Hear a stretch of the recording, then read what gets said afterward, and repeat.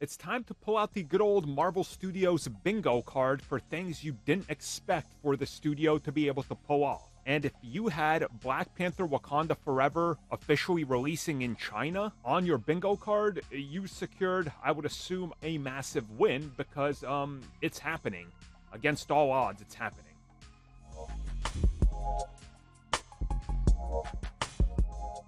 Somehow Disney is able to pull this one off. Now, you guys probably know why this is one of those shocking moments, right? Again, it's not just the fact that the film is literally gonna be out on Disney Plus in just a matter of weeks and also on Blu-ray and DVD, but the fact that it's coming out on February 7th when both will officially be out, and the fact that China approved it is honestly kind of shocking. Now, again, I think most of you guys know how China feels about people of color in starring roles and posters.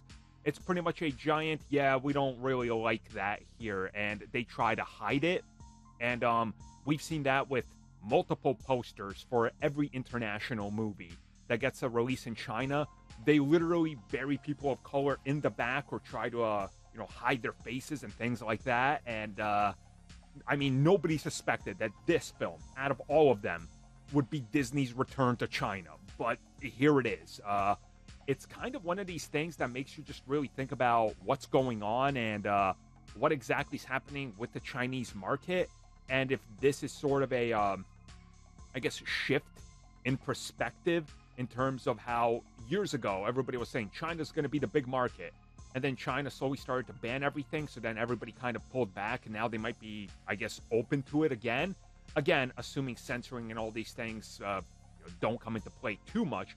But at the same time here, this, I think, guarantees a pretty good haul for Wakanda Forever when it comes to making more money, and maybe even possibly crossing the 1 billion mark.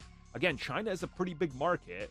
And yeah, they do take a good cut of the theatrical portion, but again, it still adds a pretty nice, sum of money to your total. So it'll be interesting to see what happens with the marketing for this. Obviously, we're going to cover it here, especially if some shady stuff happens, which I assume it will. But we'll talk about that when we cross that bridge, O'Neill. Until then, though, it's good to see that I guess Marvel Studios is able to pull this one off. So maybe this bodes well for every upcoming project down the road. I mean, I would assume it does, but you never know. Things can always change. Things can always change, especially in China, where they can approve your film, and literally the day before they go, we canceled all reservations and we're not approving it now. Remember they did that with Venom 2? Yeah, they did. Yeah, they did.